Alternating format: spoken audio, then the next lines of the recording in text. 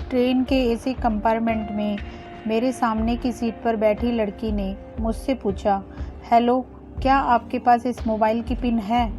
उसने अपने बैग से एक फ़ोन निकाला था और नया सिम कार्ड उसमें डालना चाहती थी, लेकिन सिम स्लॉट खोलने के लिए पिन की ज़रूरत पड़ती है जो उसके पास नहीं थी। मैंने हाँ में गर्दन हिलाई और सीट के नीचे से अपना बैग निकालकर उसके टूल बॉक्स से पिन ढूंढकर लड़की को दे दी। लड़की ने थैंक्स कहते हुए पिन ले ली और सिम डालकर पिन मुझे वापस कर दी। थोड़ी देर बाद वो फिर से इधर उधर ताकने लगी। मुझसे रहा नहीं गया, मैंने पूछ लिया, कोई परेशानी? वो बोली, सिम स्टार्ट नहीं हो रही है। मैंने मोबाइल मांगा, उसने दिया। मैंने उसे कहा कि सिम अभी एक्टिवेट नहीं हुई है, थोड़ी देर में हो जाएगी और एक्टिव होने के बाद आईडी वेरिफिकेशन होगा, उसके बाद आप इसे इस्तेमाल कर सकेंगी। लड़की ने पूछा, आईडी वेरिफिकेशन क्यों? मैंने कहा, आजकल सिम वेरिफिकेशन के बाद एक्टिव होती है। जिस नाम से यह सिम उठाई गई है उसका ब्यौरा पूछा जाएगा, बता देना। लड़की बुदबुदाई। ओहो, मैंने दिलासा देते हुए कहा, इसमें कोई परेशानी की कोई बात नहीं। वो अपने एक हाथ से दूसरा हाथ दबाती रही, मानो किसी परेशानी में हो।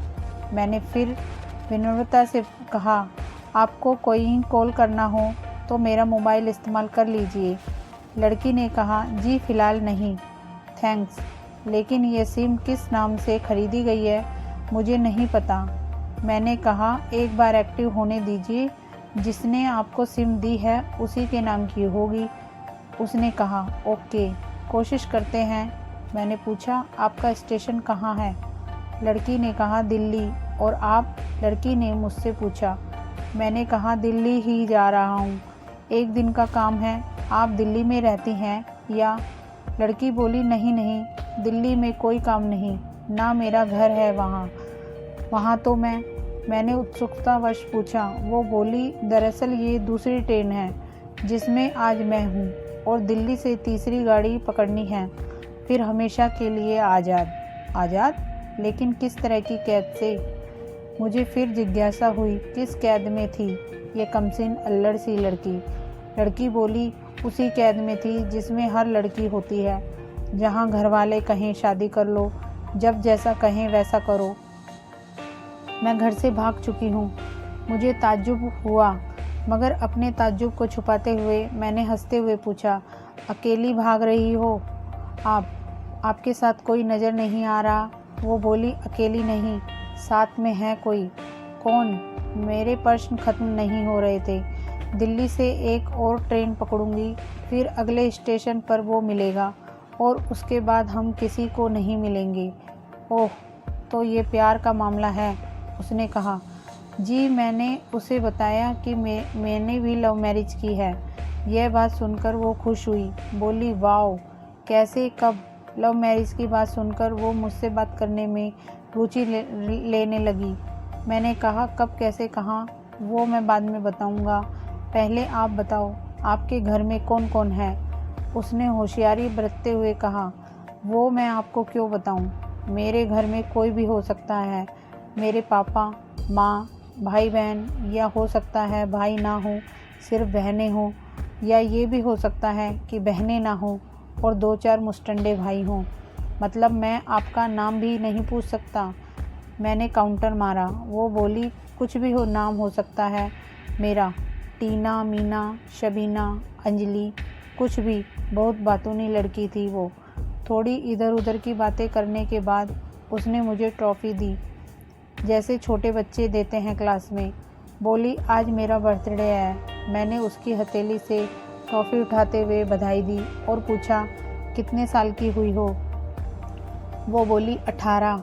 मतलब भागकर शादी करने की कानूनी उम्र हो गई है आपकी। मैंने काउंटर किया। वो हंसी। कुछ ही देर में काफ़ी फ्रैंक हो चुके थे हम दोनों, जैसे बहुत पहले से जानते हों एक दूसरे को। मैंने उसे बताया कि मेरी उम्र 28 साल है, यानी 10 साल बड़ा हूँ। उसने चुटकी लेते हुए कहा, लग भी रहे हो। मैं मुस्कुरा दिया। मैंने उसे पूछा, तुम घर से भागकर आई हो, तुम्हारे चेहरे पर चिंता के निशान जरा भी नहीं हैं। इतनी बेफिक्री मैंने पहली बार देखी। खुद की तारीफ सुनकर वो खुश हुई।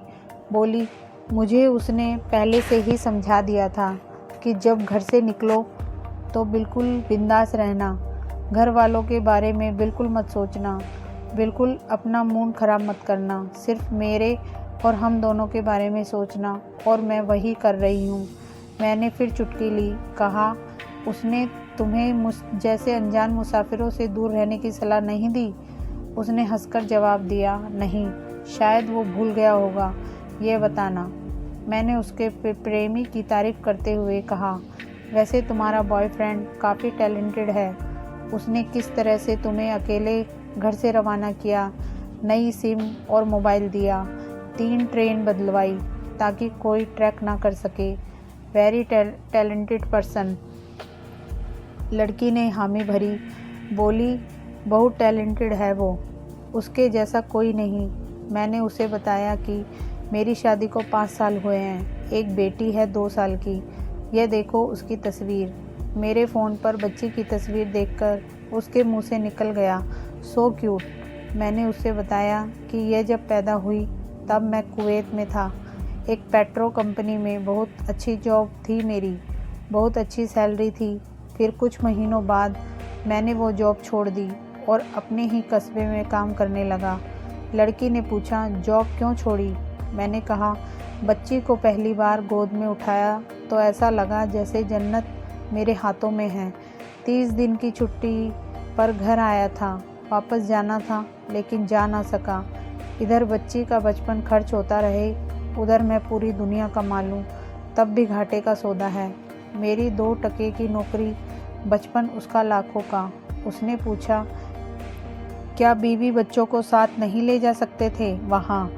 मैंने कहा, काफ़ी टेक्निकल मामलों से गुजरकर एक लंबी अवधि के बाद रख सकते हैं। उस वक्त ये मुमकिन नहीं था। मुझे दोनों में से एक को चुनना था, आलीशान रहन सहन के साथ नौकरी या परिवार। मैंने परिवार चुना। अपनी बेटी को बड़ा होते देखने के लिए मैं कुवैत वापस गया था, लेकिन अपना इस्तीफ़ा देकर लौट आया। लड़की ने कहा, वेरी इम्प्रेसिव। मैं मुस्कुराकर खिड़की की तरफ देखने लगा।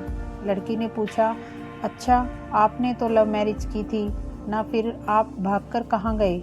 कैसे रहे और कैसे गुजरा वो वक्त? उसके हर सवाल और हर बात में मुझे महसूस हो रहा था कि यह लड़की लड़कपन के शिखर पर है, बिल्कुल नासमझ और मासूम।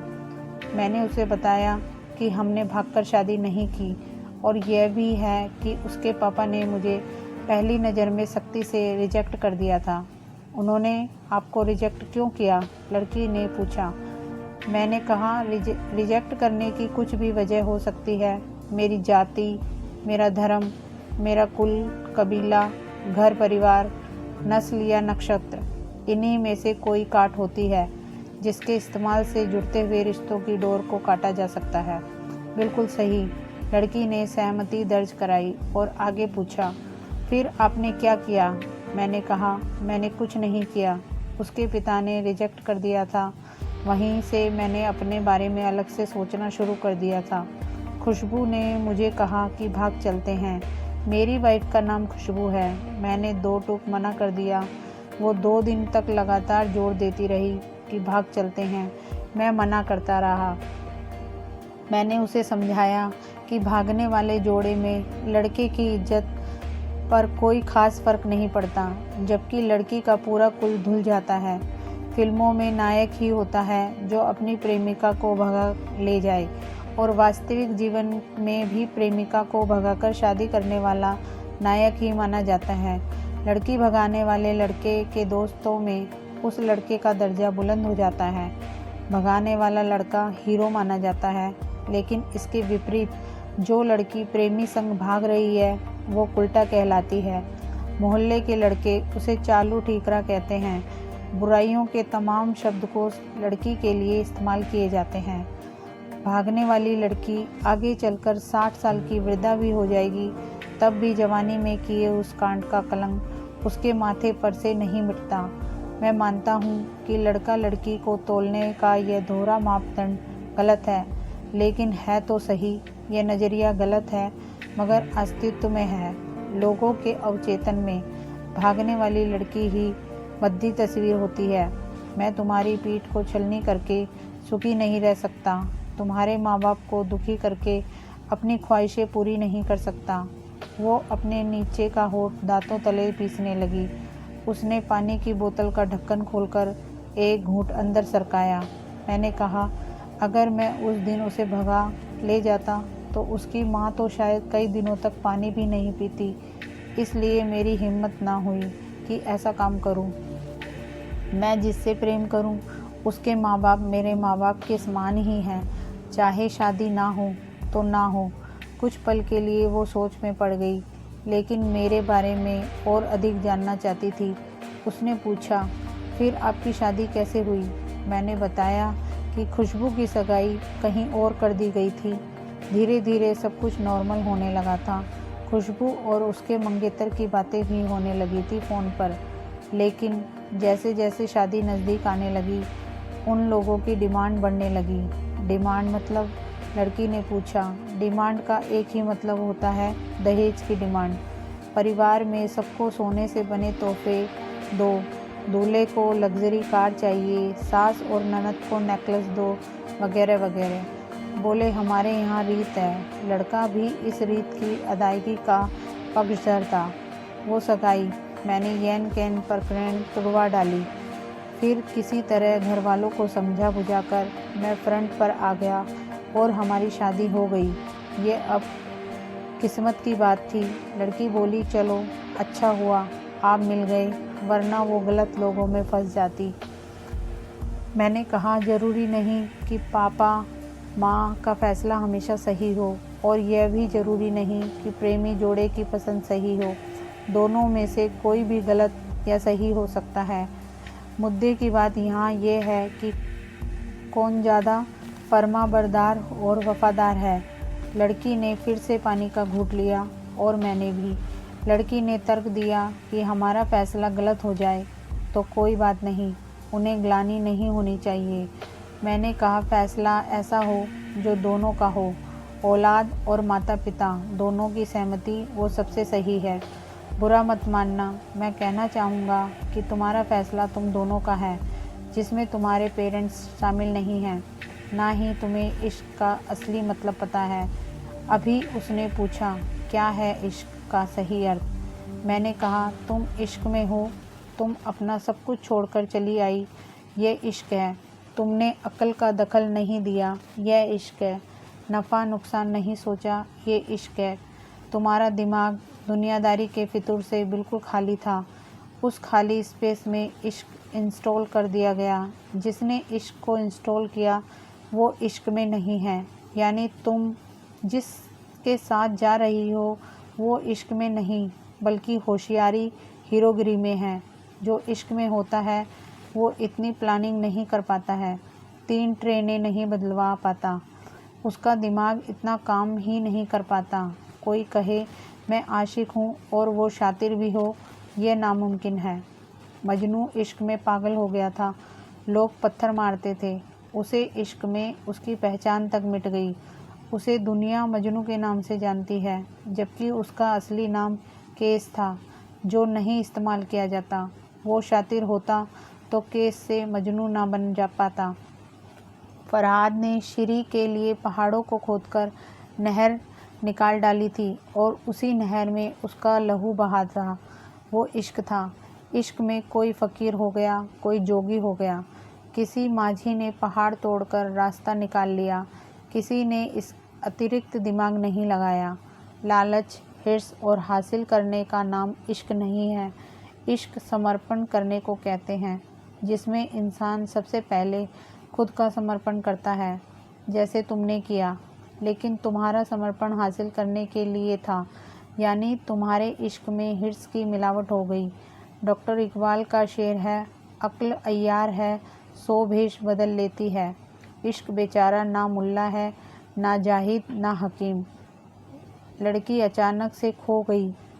उसकी खिलखिलाहट और लड़कपन एकदम से खामोशी में बदल गया। मुझे लगा मैं कुछ ज़्यादा बोल गया, फिर भी मैंने जारी रखा। मैंने कहा, प्यार तुम्हारे पापा तुमसे करते हैं, कुछ दिनों बाद उनका वज़न आधा हो जाएगा। तुम्हारी माँ कई दिनों तक खाना नहीं खाएगी, न पानी पिएगी, जबकि आपको अपने प्रेमी को आजमा कर देख लेना था। ना तो उसकी सेहत पर फ़र्क पड़ता, ना दिमाग पर। वो अक्लमंद है, अपने लिए अच्छा सोच लेता। आजकल गली मोहल्ले के हर तीसरे लौंडे लपाड़े को इश्क हो जाता है। वो इश्क नहीं है, वो सिनेमा जैसा कुछ है, एक तरह की स्टंटबाजी, डेयरिंग, अलग कुछ करने का फितूर और कुछ नहीं। लड़की का चेहरे का रंग बदल गया। ऐसा लग रहा था वो अब यहाँ नहीं है। उसका दिमाग किसी अतीत में टहलने निकल गया है। मैं अपने फ़ोन को स्क्रॉल करने लगा, लेकिन मन की इंद्री उसी तरफ थी। थोड़ी ही देर में उसका और मेरा स्टेशन आ गया। बात कहाँ से निकली थी और कहाँ पहुँच गई। उसके मोबाइल पर मैसेज टोन बजी, देखा सिम एक्टिवेट हो चुकी थी। उसने चुपचाप बैग में से आगे का टिकट निकाला और फाड़ दिया। मुझे कहा एक कॉल करना है। मैंने मोबाइल दिया। उसने नंबर डायल करके कहा सॉरी पापा, और सिसक सिसक कर रोने लगी। सामने से पापा फ़ोन पर बेटी को संभालने की कोशिश करने लगे। उसने कहा पापा आप बिल्कुल चिंता मत कीजिए, मैं घर आ रही हूँ। दोनों तरफ से भावनाओं का सागर उमड़ पड़ा। हम ट्रेन से उतरे। उसने फिर से पिन मांगी। मैंने पिन दी। उसने मोबाइल से सिम निकालकर तोड़ दी और पिन मुझे वापस कर दी।